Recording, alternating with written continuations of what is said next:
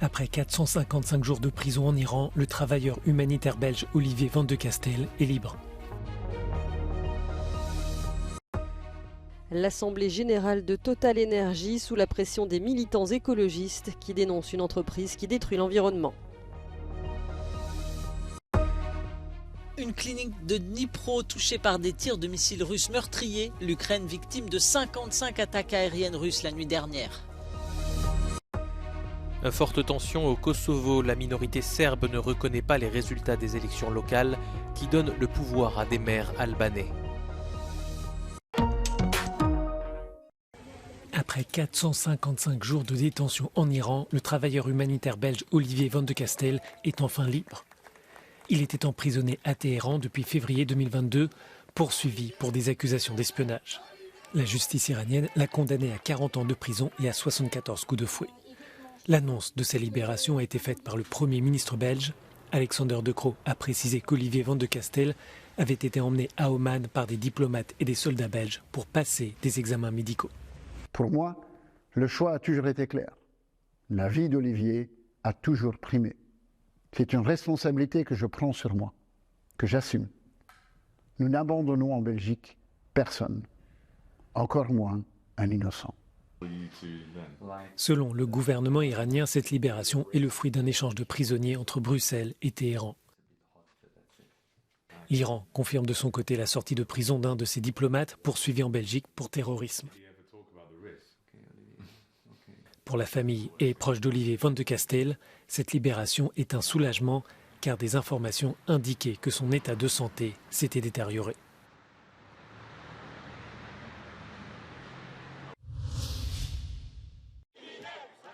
Actionnaires criminels, ce sont les cris de dizaines de militants écologistes mobilisés à l'occasion de l'Assemblée générale de Total Energy à Paris ce vendredi. Ils ont tenté en vain d'empêcher la tenue de cet AG sous haute sécurité. Certains actionnaires ont critiqué cette action sur la forme tout en partageant les préoccupations de fond. Ce que vous défendez, ça concerne tout le monde. Tout le monde est concerné. Et j'ai le droit d'aller justement manifester mon opinion à l'Assemblée générale.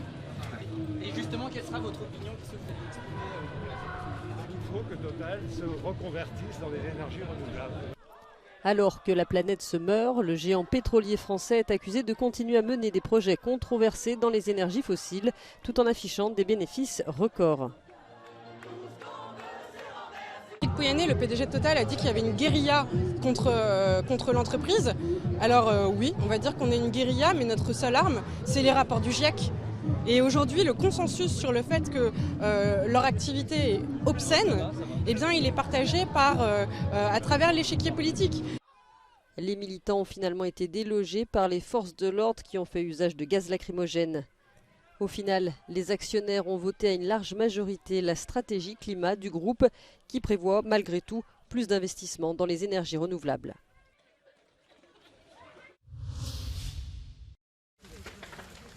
Les Ukrainiens disent que c'est une clinique psychiatrique. Dans la nuit, le bâtiment a été touché par des missiles russes à Dnipro.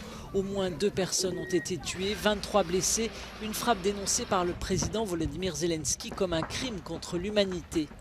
Sur l'ensemble du territoire, l'état-major ukrainien a fait état de 55 attaques aériennes russes, dont l'une a notamment endommagé un barrage dans la région de Donetsk, faisant courir un grand danger d'inondation. La Russie a, elle, rapporté pour la 5e journée consécutive des bombardements ukrainiens sur la région russe frontalière de Belgorod, déjà visée en début de semaine au cours d'une incursion de combattants armés venus d'Ukraine, ainsi qu'une frappe de drone à Krasnodar, à 200 km de la Crimée. Autre source de tension, le Bélarus, allié de Moscou, affirme que la Russie avait commencé à déployer des armes nucléaires sur son territoire.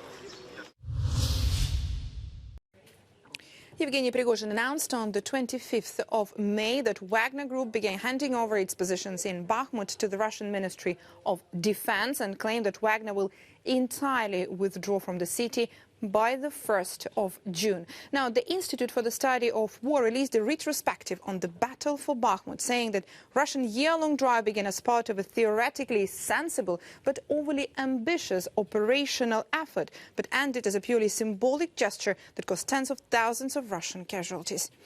The siege of Bakhmut was originally intended to facilitate Russian offensive to encircle large Ukrainian forces in the east and specifically to take the large and fortified cities of Sloviansk and Kramatorsk from multiple directions.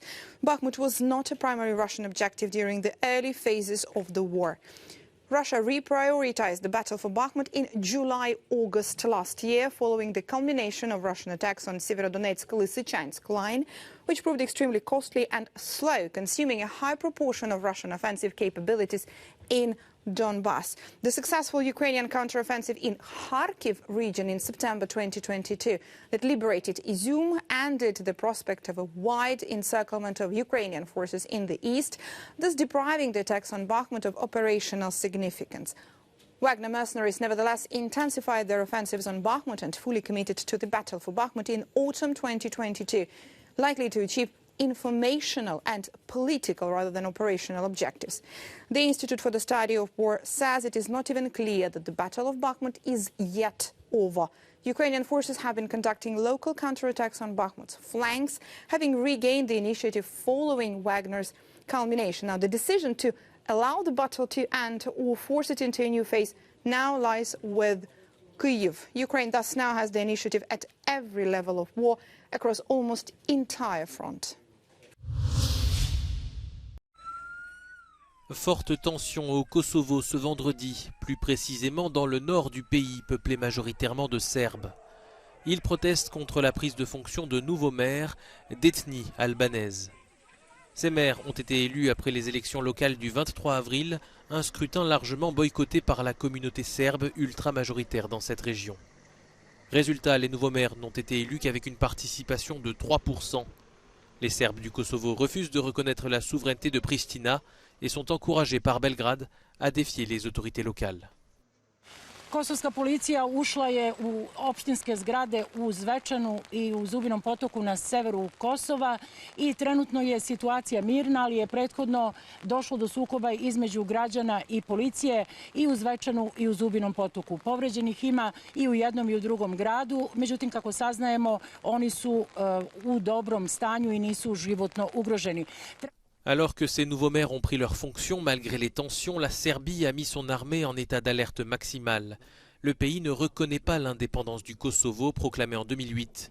Belgrade considère que son ancienne province fait toujours partie intégrante de son territoire, alors que la communauté internationale tente de normaliser les relations entre les deux pays. 4 personnes, dont 2 policiers, ont été tuées jeudi par un forcené dans une zone rurale du département de Nagano au Japon. Le suspect a été interpellé ce vendredi. L'homme, un agriculteur de 31 ans, est soupçonné d'avoir mortellement poignardé jeudi après-midi une femme. Il aurait ensuite tué avec un fusil de chasse 2 policiers arrivés sur les lieux avant de se retrancher dans une maison appartenant à sa famille. Une autre femme présente sur les lieux a succombé à ses blessures, portant ainsi le bilan à 4 morts. Le mobile du meurtrier reste pour l'heure inconnu. Le président américain Joe Biden a présenté jeudi son candidat pour le poste de chef d'état-major des armées, le général afro-américain Charles Q. Brown Jr. Si sa nomination est validée par le Sénat, le général Brown sera le 2e officier noir à occuper le rang le plus élevé des forces armées américaines après Colin Powell dans les années 1990. Le général Brown est également connu pour son engagement dans la lutte contre le racisme. Il avait notamment été remarqué pendant les manifestations Black Lives Matter dans la foulée de la mort de l'Afro-Américain George Floyd. La police péruvienne a saisi 58 kilos de cocaïne prêts à être expédiés vers la Belgique depuis un port du nord du pays. La cocaïne était répartie dans une 50aine de paquets floqués du drapeau nazi et avec le mot Hitler écrit en surimpression. La cargaison a été découverte dans un conteneur sur un navire dans la petite ville de Païta, proche de l'Équateur. Aucune arrestation n'a été signalée pour le moment. Avec la Bolivie et la Colombie, le Pérou fait partie des 3 plus grands pays producteurs de cocaïne au monde.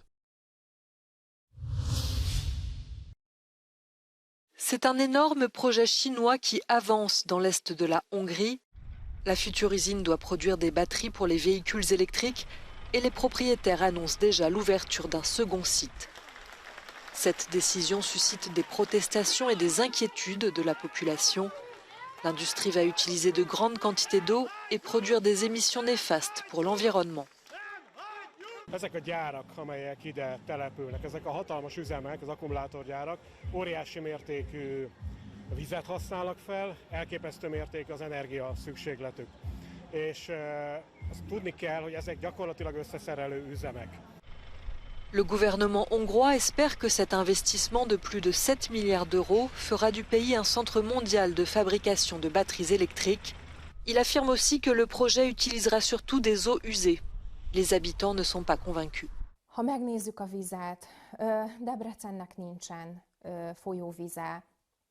Nem bízunk a szürke víz technológiában, nem látjuk, hogy ez hogy fog megvalósulni. Ha a gyáraknak már megvan adva az ivóvíz engedélye, miért használnák föl a szennyezett vizet? Nagyon-nagyon sok olyan kérdés van, amit hiába kérdezünk, csak sablonválaszokat kapunk. Pour le WWF, l'impact environnemental du projet sur l'air, le sol et l'eau n'a pas été suffisamment évalué. Les ressources du pays ne permettent peut-être pas de réaliser les plans ambitieux du gouvernement concernant les véhicules électriques. Neuralink, une des entreprises d'Elon Musk, va pouvoir tester ses implants cérébraux sur des humains. La start-up a reçu l'autorisation des autorités sanitaires américaines pour mener des essais cliniques de ces appareils connectés dont le but est de communiquer avec les ordinateurs par la pensée. Cette technologie pourrait servir dans un premier temps à aider des personnes paralysées ou souffrant de maladies neurologiques. Mais pour Elon Musk, ces puces doivent ensuite permettre à l'humanité d'arriver à une symbiose avec l'intelligence artificielle. Pour l'instant, les premiers prototypes ont été implantés dans le crâne d'animaux.